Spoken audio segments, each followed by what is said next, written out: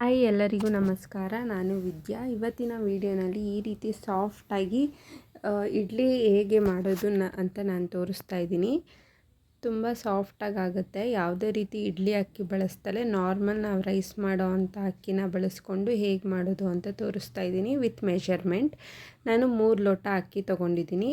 1 ಲೋಟದಲ್ಲಿ ಮುಕ್ಕಾಲಷ್ಟು ಉದ್ದಿನಬೇಳೆ ತೊಗೊಂಡಿದ್ದೀನಿ. 1 ಹಿಡಿ ಅವಲಕ್ಕಿ ತೊಗೊಂಡಿದ್ದೀನಿ. ಚೆನ್ನಾಗಿ ತೊಳೆದು ನೆನೆಸಿಟ್ಕೊಂಡಿದ್ದೆ.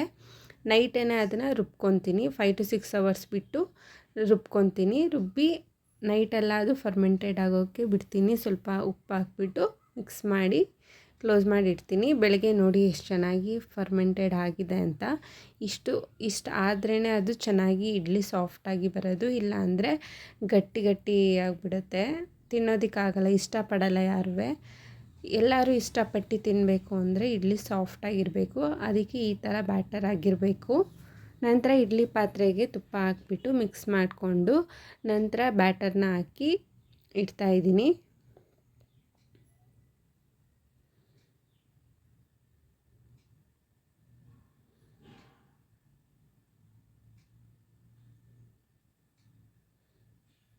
ಮಕ್ಕಳು ಸಹ ಇಷ್ಟಪಟ್ಟು ತಿಂತಾರೆ. ನಂತರ ಒಂದು ಪಾತ್ರೆಗೆ ಸ್ವಲ್ಪ ನೀರು ಹಾಕ್ಬಿಟ್ಟು ಇಡ್ಲಿ ಪಾತ್ರೆಗೆ ನೀರು ಹಾಕಿಟ್ಟು 15 ನಿಮಿಷ ಬೇಯಿಸಬೇಕು. ವಿಡಿಯೋ ಇಷ್ಟ ಆದಲ್ಲಿ ಪ್ಲೀಸ್ ಲೈಕ್, ಸಬ್ಸ್ಕ್ರೈಬ್ ಮಾಡಿ. Thank you. ನಿಮ್ಮ ಫ್ರೆಂಡ್ಸ್ಗೂ ರೆಕಮೆಂಡ್ ಮಾಡಿ.